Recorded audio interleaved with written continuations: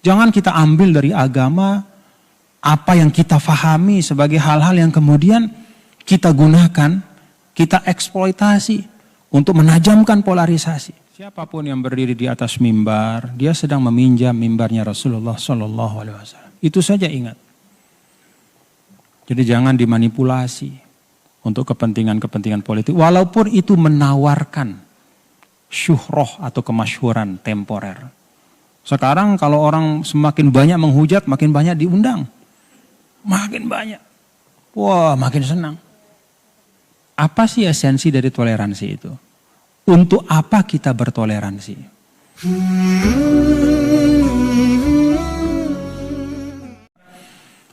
Kalau tadi Pak Rektor menyampaikan prasasti ya, dalam makna, ya katakanlah makna yang umum ya, dalam yang saya pahami, tidak harus sesuatu yang tangible, tapi sesuatu yang intangible berupa ide gagasan, maka kita tertantang sekarang ini menurut saya untuk terus-menerus memperkaya ya, percakapan kita dengan apa hal-hal yang bisa menguatkan kita bersama sebagai bangsa.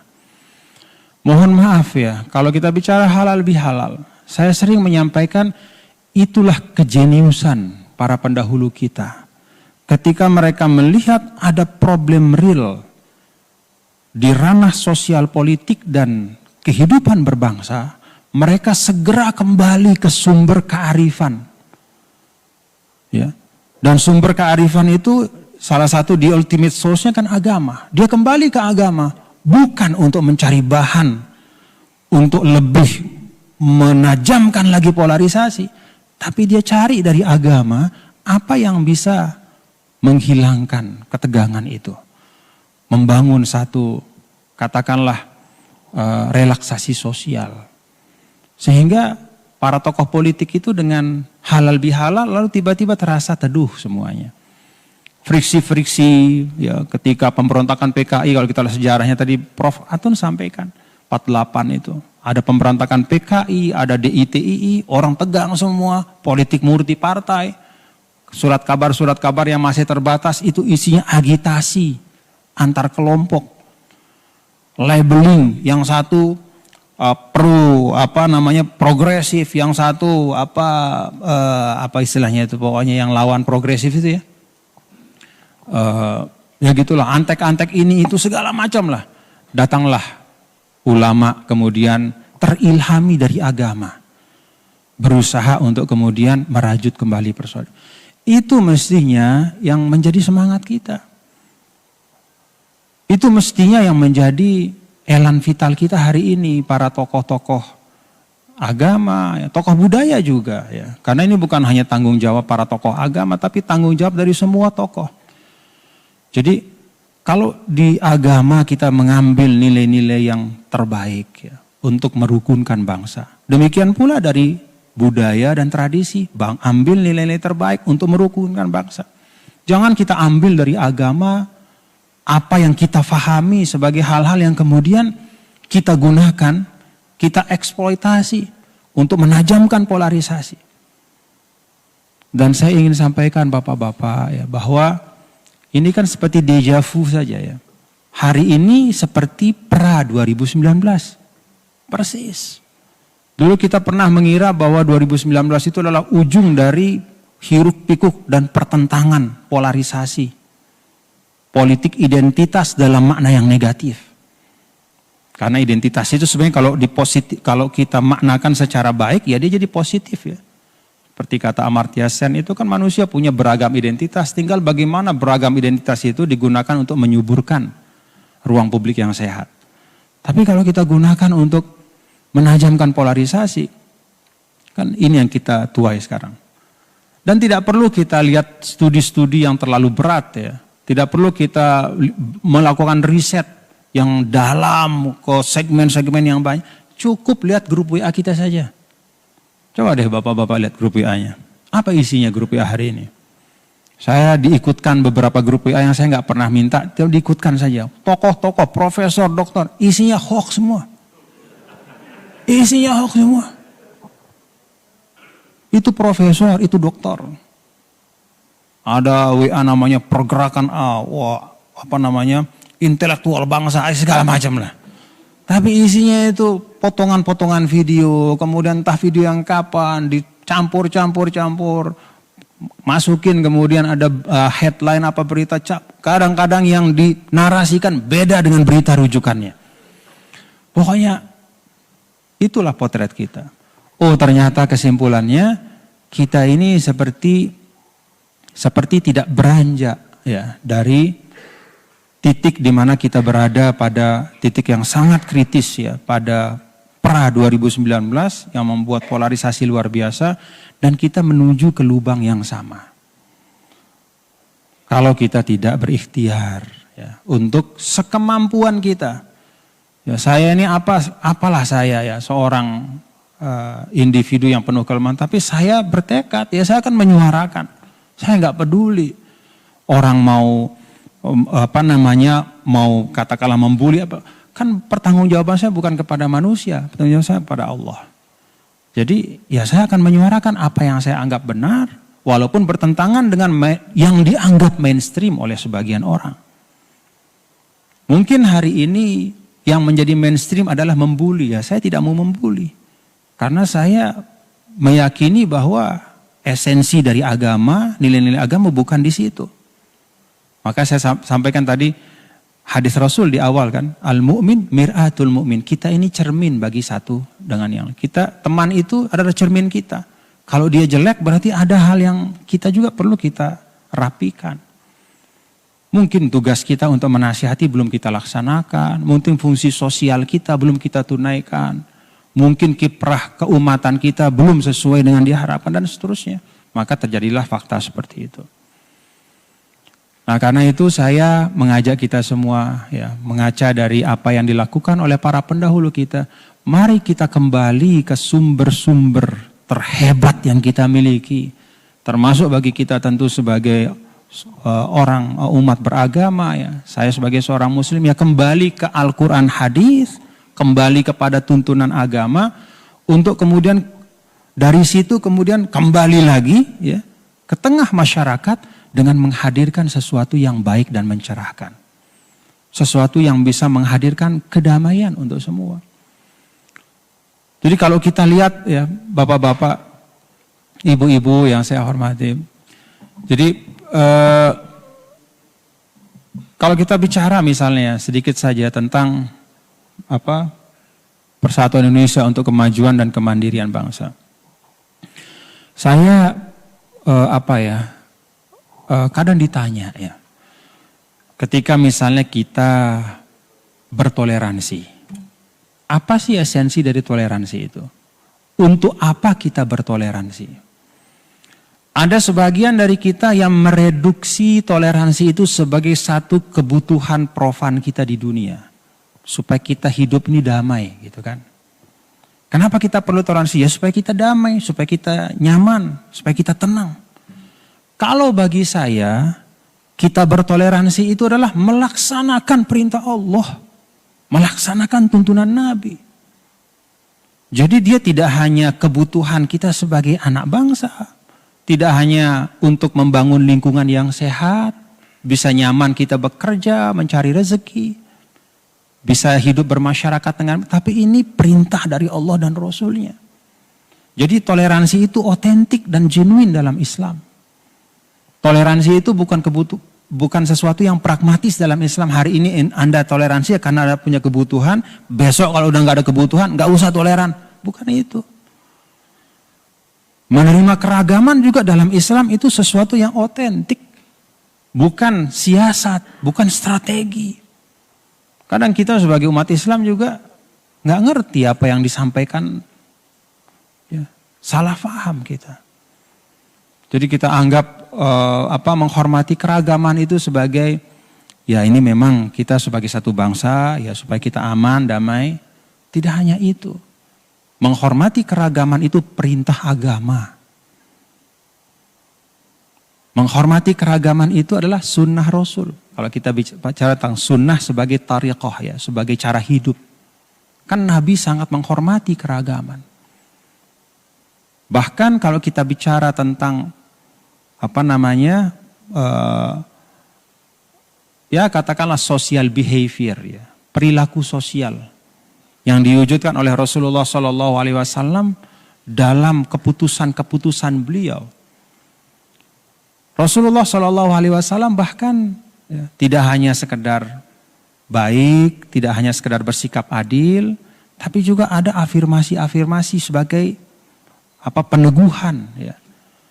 Ketika dulu misalnya ya, orang Yahudi tinggal bersama Rasul di Madinah. Sebelum terjadi pengkhianatan besar, kan sejarah atau sirah mencatat bahwa salah satu katibur Rasul itu Yahudi. Sekretarisnya Nabi itu Yahudi. Ya kalau Nabi presiden ya sesneknya. Itu kan sesuatu yang mungkin aneh bagi kita kalau kita baca. Sama anehnya kita kalau membaca sekarang misalnya Nabi mempersilahkan orang Kristen Najran untuk bermisa di dalam Masjid Nabawi. Ada yang berani sekarang kalau ada orang Kristen lagi ke kampungnya wisata hari Minggu misalnya. Terus dia datang di kampung terus, Pak kami ini wisatawan, kami orang Kristen. Boleh enggak kami karena enggak ada gereja di sini kami mau misa di masjid. Berani enggak? Jangankan berani terbayang pun tidak ada. Mungkin orang Kristennya yang ngomong itu bilang penistaan agama ini. Dulu mereka minta izin sama Nabi dan diizinkan oleh Rasul. Pada waktu asar mereka sampai dari Najran ingin diskusi sama Nabi tentang agama. Tokoh-tokoh Kristen itu yang kata para sahabat kami tidak pernah melihat tokoh sewibawa mereka karena pakaian. Pokoknya mereka pakai pakaian terbaik untuk ketemu sama Nabi. Mungkin perang urat saraf juga ya biar datang, sampainya waktu asar, masa mereka pada hari di mana mereka bermisa, ya mereka minta izin, diizinkan oleh Nabi. Melakukan misanya di dalam Masjid Nabawi. Ya tentu ini tidak bisa diambil secara harfiah, ya, karena kan tentu situasi-situasi juga tidak sama persis. Tapi ini paling tidak menunjukkan bahwa toleransi itu sangat otentik. Yang namanya kebebasan beragama, ya merupakan esensi dari toleransi beragama itu kan kebebasan beragama. Itu sangat kuat, ya, dijaga di dalam Islam. Dan ditunjukkan oleh Rasul. Makanya kalau ada umat Islam yang membakar gereja, merusak, itu siapa nabinya? Siapa nabinya? Ya, terus terang saya nggak bingung juga saya itu. Apalagi yang memimpin misalnya tokoh agama. Ini yang dia nabikan siapa gitu? Agama apa yang dia anut sebenarnya? Kalau sampai teladan nabinya itu dibuang hanya karena urusan politik, hanya karena pribadinya marah, mungkin dia bertetangga dengan orang non muslim, lalu orang non muslim itu pernah menyakiti dia, lalu itu dia bawa ya hasrat, hawa nafsu, dendamnya, pernah punya pengalaman tidak baik, bersaingan bisnis misalnya sama non muslim, lalu kalah misalnya. Lalu itu dibayar menjadi sentimen. Kan itu yang ramai di negara kita sekarang. Negara kita sekarang ini mohon maaf ya kalau kita tidak menyuarakan dengan keras ya akan menjadi negara yang sangat rasis. Dan ternyata umat Islam kita ini banyak di antara kita sangat rasis. Padahal rasisme itu salah satu yang sangat ditentang di dalam ya Allah. Kan Rasul sendiri sampaikan hajatul la fadla li arabin ala ajamin wala li ahmaru ala aswad illa bittaqwa. Gak ada keutamaan orang Arab di atas non Arab, orang yang kulitnya putih di atas yang hitam kecuali dengan takwa. Jadi urusan etnis, ya, urusan warna kulit, urusan bentuk mata, tinggi, pendek dan segala macam atribut itu tidak pernah diurus oleh Islam. Tapi coba kita lihat sekarang di grup-grup WA kita tuh. Kita menyebut satu etnis habisnya takbir Allahu Akbar. Dia mengusung rasisme lalu mengatakan Allahu Akbar. Dia lupa ada rakib atid nyatat dia tuh. Ya, dia lupa. Jadi ini menurut saya juga penting ya. Kita ini sebagai ya termasuk di NWDI, ya, tokoh-tokoh ini kan banyak tokoh-tokoh. Kita harus suarakan, harus berani menyampaikan. Gak usah stop rasisme itu. Kalau ada oknum siapapun itu dari manapun dia, ya perbuatannya yang kita kecam kalau memang perbuatannya melanggar hukum. Tapi tidak usah kita mengeksploitasi latar belakang dia. Karena sekali lagi, syu'uban wa qabaila itu lita'arafu. Nabi Allah Ta'ala nggak pernah ngurus, nggak pernah meminta kita membedakan, menyebut-nyebut, Masya Allah, bahkan ya. Dan itu kan sinyalnya jelas pada masa Rasul. Dulu ketika Nabi menyuruh Bilal berdiri di ujung Ka'bah tuh, di sudut Ka'bah, sebagian mengatakan naik di atap Ka'bah ketika Fathu Makkah itu. Kata Nabi, Bilal azan. Apa kata orang Quraisy? Emang Muhammad nggak ketemu selain gagak hitam ini buat azan? Emang Muhammad nggak ketemu? Kenapa? Karena mereka merasa gagah. Dia warna kulitnya beda. Bilal itu hitam. Dan Nabi ketika mendengar itu sangat marah. Jadi rasisme nggak boleh. Menyebut suku bangsa, warna kulit, segala macam. Islam itu sangat menantang. Innallaha qad azhaba ankum ubbiyatal jahiliyah wa ta'azzumuha bi abaiha. Kata Nabi, begitu datang ini Islam nih, segala macam perilaku jahiliyah ya. Dan dalam hadis ini disebutkan ya, menunjuk kepada rasisme itu Allah sudah hilangkan semuanya. Maka ya kemuliaan ya pada amal saja. Coba bayangkan kalau rasisme itu dibawa oleh para pendakwah Islam dari dulu. Wajah apa yang ada hari ini untuk Islam itu? Tidak akan tersebar di seluruh dunia. Kalau rasisme Arab dibawa itu, nggak akan tersebar di negara Persia. Lihat, penulis dari Kutubus Sittah, ada orang Arabnya? Nggak ada. Kutubus Sittah itu, kalau tidak salah ya, ahli hadis lebih tahu. Itu orang Persia, 6-6-nya itu kalau tidak salah. Bukhari, Muslim, Ibnu Majah, Abu Dawud, Tirmidzi, Nasai. Itu dari Persia. Imam Ghazali, orang Arab Persia. Fakhruddin Ar-Razi. Kenapa Islam lahir di Jazirah Arab tetapi mudah diterima, tersebar merata ke seluruh dunia? Karena tidak membawa rasisme. Saya pernah menyebut tentang nasib antara Imperium Mongol dengan Imperium Islam. Kenapa Imperium Mongol yang demikian dahsyat itu habis, jatuh, beda dengan Imperium Islam. Ya, orang-orang Arab itu kemana-mana, dia tidak membawa Arabnya tapi dia membawa nilai. Kenapa kok beda? Ya karena memang kalau Mongol itu dia sangat eksklusif. Kalau bukan dari Mongol nggak bisa menjadi pemimpin. Mereka mengandalkan hard power, tentara, senjata. Maka begitu hard power itu jatuh, habislah Mongol. Sekarang yang bicara bahasa Mongol cuma 10 juta di dunia. Kita hanya lihat di buku-buku sejarah. Nggak ada orang disuruh mau belajar di Mongol nggak? Ada nggak anak-anak kita, yuk S2 di Mongol, di Mongolia sana. Mau nggak? Nggak ada. Loh, Genghis Khan hebat dulu. Iya dulu, sekarang udah habis semua. Kenapa? Tidak ada values yang dia bawa. Tidak ada nilai kemanusiaan, kebengisan yang dia bawa. Rasisme yang dia bawa. Jadi ini, kebengisan ya. Kebengisan itu mungkin dari Genghis Khan ya. Bengis ya, Genghis ya. Ya itu. Masa itu yang kita mau teladani sekarang? Maka hari ini saya ingin mengajak kita semua, ya bapak-bapak, yuk kita kita kembalikanlah ke khitahnya ya. Kita kembalikanlah ke memang apa yang seharusnya. Mimbar-mimbar dakwah itu menjadi mimbar kedamaian. Ibaratnya manusia modern ini mencari kedamaian. Dia ke night club nggak dapat, dia ke pantai kadang-kadang tenggelam. Dia ke tempat biliar, ke bioskop nggak ketemu. Akhirnya apa? Ke rumah ibadah yang terakhir. Kalau sampai di rumah ibadah masih dia tidak menemukan kedamaian, dosa kita kolektif. Sebagai tokoh agama ini.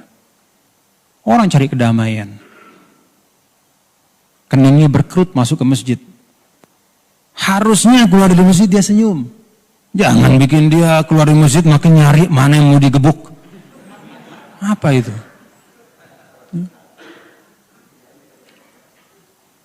Kan masjid itu rumah kedamaian.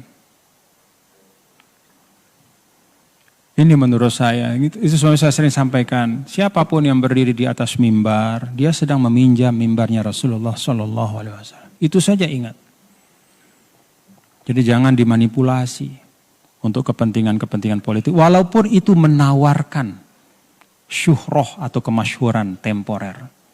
Sekarang kalau orang semakin banyak menghujat, makin banyak diundang. Makin banyak. Wah, makin senang. Ya. Tapi hati-hati. Kalau kita tidak segera bekerja, berikhtiar bersama, ya, maka kita akan sampai pada titik di mana kita sudah tidak tahu bagaimana membenahi kembali bangsa kita. Dan itu saya lihat di banyak negara yang bahkan peradabannya itu tidak kalah dengan kita. Ada banyak negara di dunia ini yang sudah nggak tahu bagaimana menyelesaikan urusannya. Karena mereka sudah terpolarisasi sampai pada tingkat yang tidak memungkinkan mereka untuk duduk bersama. Padahal mereka adalah bangsa-bangsa yang dahsyat, yang hebat.